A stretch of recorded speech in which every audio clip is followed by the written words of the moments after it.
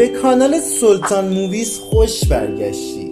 تو این ویدیو میخوام خلاصه یه فیلم عاشقانه و کمدی و در عین حال سسکی رو برات بگم. اسم فیلم نو هارد فیلینگزه که محصول سال 2023 و یکی از فیلم‌های داغیه که همین چند ساعت پیش از تنور در اومده و پر از اتفاقای اونجوری و خنده داره. پس بی معطلی بریم که این فیلم جنجالی رو با هم ببینیم.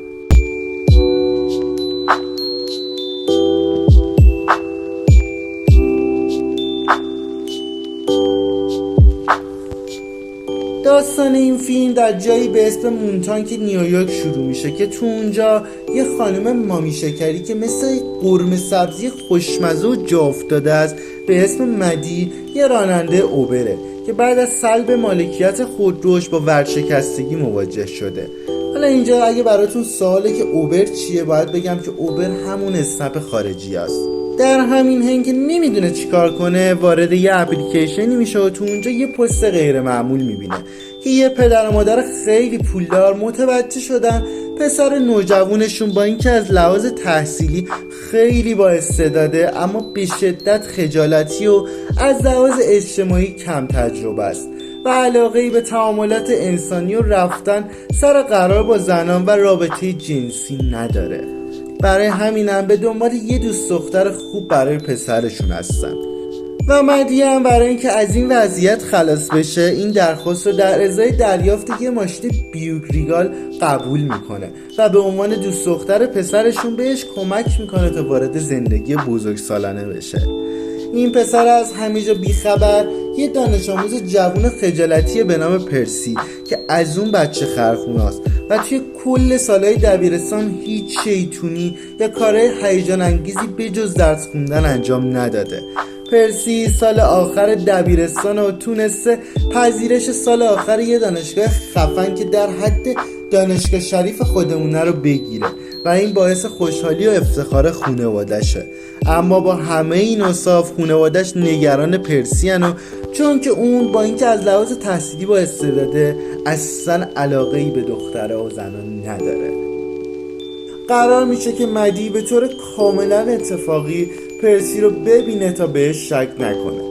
در ادامه پرسی خجالتی قصه‌مون رو میبینیم که داره با سگا بازی میکنه و مدی وارد مغازه سگ فروشی میشه و سعی میکنه یه جوری پسره رو راضی کنه تا با هم برن توی اتاق تا تنها بشن و بعد از اون کلی کار سسکی انجام میده تا باهاش سر صحبت رو باز کنه.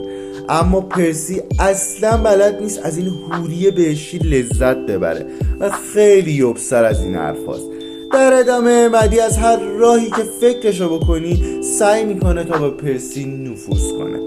اونا با هم شهر بازی میرن، تو پارک بازی میکنن و کلی حرف میزنن و کم کم پرسی میفهمه که خدا بهش چه نعمتی داده و یه روز مدی رو با لیموزین میبره به یه رستوران خیلی خفن و اونجا براش پیانو میزنه و آهنگ میخونه و مدی وقتی میبینه که پرسی چقدر جنتلمنه دوباره آب از همه جاش سرازیر میشه و کلی خیس میشه.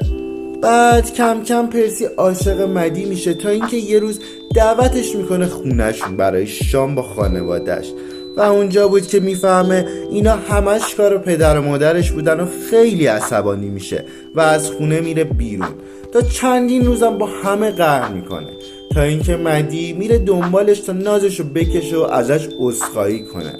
اما پرسی اینقدر عصبانیه که مدی رو آتیش میزنه و برای خاموش کردنش مجبور میشه آبشو بریزه روش و بعد هم مدی و پرسی به خوبی و خوشی به رابطهشون ادامه میدن و مدی به بیبی شوگر خودش میرسه. مرسی که تا آخر این ویدیو همراه هم بودین. اگه ویدیو رو دوست داشتی با لایکش بهم انرژی بده و برای تماشای خلاصه بهترین و جنجالی ترین فیلم ها یه تقه ریز روی اون سابسکرایب بزن و دکمه زنگوله کنارش هم بمانون که فیلم های بعدی رو از دست ندید. خیلی میخوامتون و تا یه ویدیو دیگه بدرود.